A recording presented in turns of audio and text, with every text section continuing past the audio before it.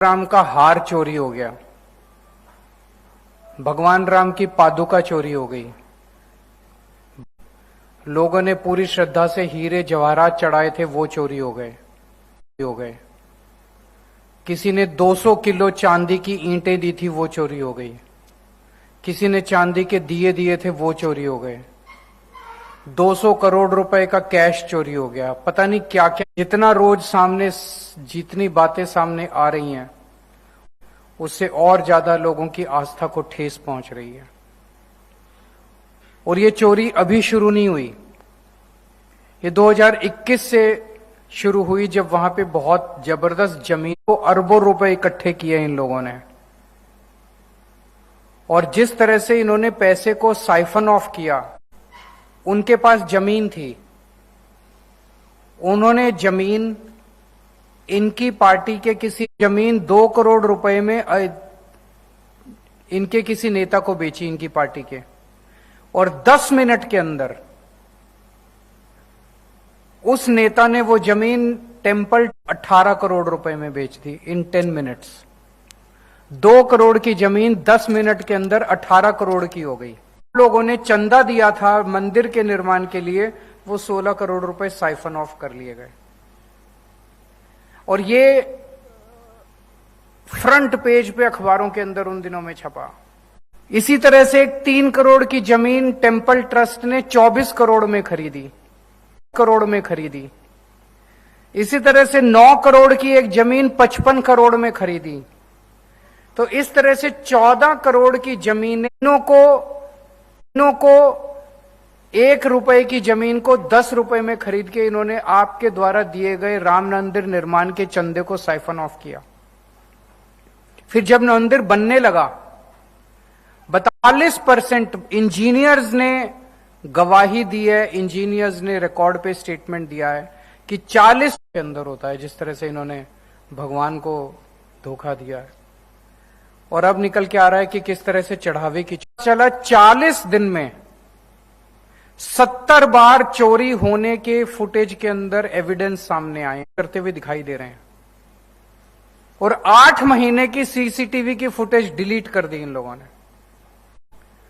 तो चोरी हुई है, तो मैंने जो आपको बताया, this is just tip of the iceberg. पता नहीं कितनी चोरी हुई है।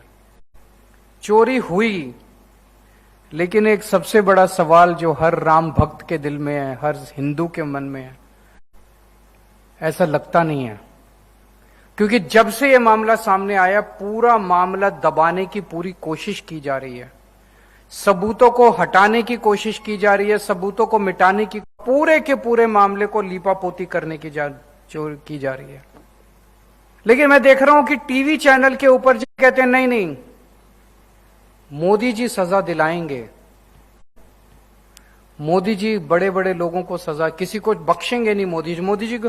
वो कह रहे हैं मोदी जी को पता नहीं था, अभी तक पता नहीं था, मोदी जी को सब पता था। मोदी जी ने ट्रस्ट बनाया, ना आदमी है,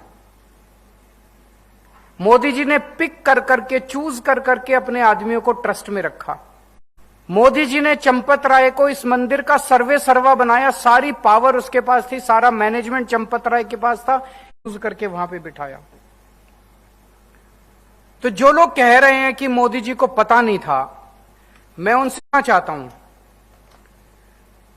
कि इतनी चोरी इतने दिन से चल रही थी, मोदी जी को पता नहीं था? पेज पे छपा, मोदी जी को पता नहीं चला?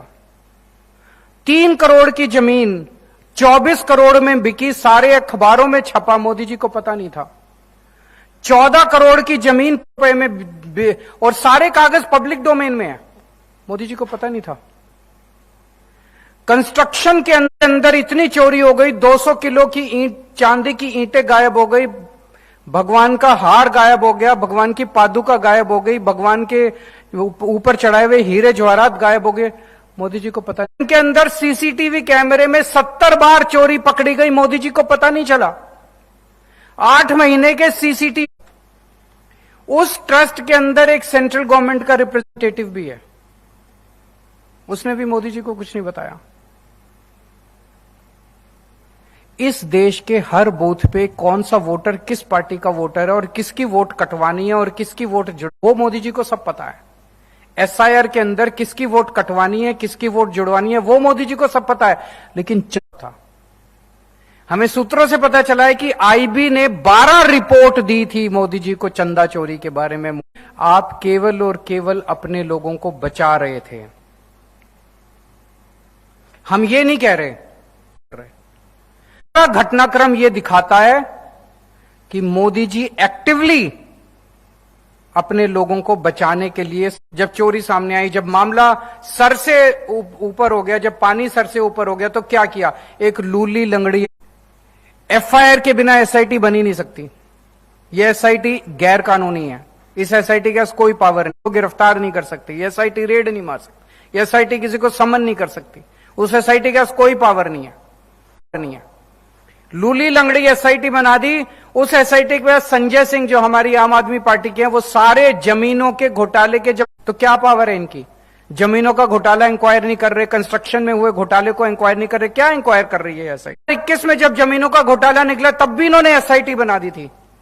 उस एसआईटी का क्या हुआ कुछ पता नहीं है किसी को, कोई एफआईआर नहीं हुई, कोई गिरफ्तार। बेसिकली लोगों की धूल झोंक, उनको पता है पब्लिक मेमोरी बॉडी छोटी है, 15-15 दिन इनको एक्सटेंशन दे। अब उन्होंने एक फर्जी एफआईआर दर्ज कराई है। उस एफआईआर में 8 छोटे छोटे लोगों को पकड़ा है। करोड़ का कैश गायब हो गया, उसमें से 80 लाख रुपए की रिकवरी हुई। अपनी शाबाशी दे रहे हैं कि हमने एक्शन, कुछ टीवी चैनल वाले एंकर कह रहे हैं मोदी जी ने एक्शन ले लिया, 8 लोगों की गिरफ्तारी। वो 8 लोगों से 80 लाख रुपए की गिरफ्तारी हुई है। 200 करोड़ तो लगाएंगे 200 करोड़ की वो करने के लिए। सबसे मजे की बात है, इन 8 लोगों को गिरफ्तार किया। 8 लोगों को गिरफ्तार किया। जब भी किसी की गिरफ्तारी होती है तो पुलिस कस्टडी लेती है उसकी, उससे पूछताछ करती है। हाँ भाई, कहां से चोरी की, कितना पैसा चोरी किया, कहां रखा है तुम्हारे, और इनको सबको बोल रखा है चिंता मत करो, 2-4 दिन में बेल करा देंगे तुम्हारी। तो जो 8 छोटे छोटे लोग हैं वो भी फर्जी है, वो भी 2-4 दिन में उनकी बेल करा देंगे ये लोग। और 2 लोगों ने इस्तीफा दिया। चंपत राय ने बता रहे हैं इस्तीफा दिया है। आज भी चंपत राय चला रहा है, आज भी पूरा मंदिर उसी के। तो इस्तीफे भी फर्जी हैं, गिरफ्तारी भी फर्जी है, एफआईआर भी फर्जी है। ऐसा तो मोदी जी पूरा लगे हुए। ब्रजभूषण सिंह बीजेपी के, अभी ब्रजभूषण सिंह का स्टेटमेंट आया है कि मैं कुछ बोलूंगा कि इतने बड़े बड़े लोग, और पकड़े कौन गए? 8 छोटे छोटे लोग। अभी बाबा बागेश्वर धाम का स्टेटमेंट आया है। उन्होंने कहा अगर पर्ची निकाल के मैंने असली नाम उजागर कर दिए तो मेरे बड़े बड़े लोग अगर इसमें शामिल हैं तो उनका नाम क्यों नहीं, उनको पकड़ा क्यों नहीं जा रहा, उनके खिलाफ एफआईआर क्यों नहीं हो रही, वो गिरफ्तार क्यों नहीं हो रहे, उनके खिलाफ एक्शन क्यों नहीं हो रहा, उनके खिलाफ सीबीआई ईडी क्यों नहीं हो रही? तो आज पूरा देश जान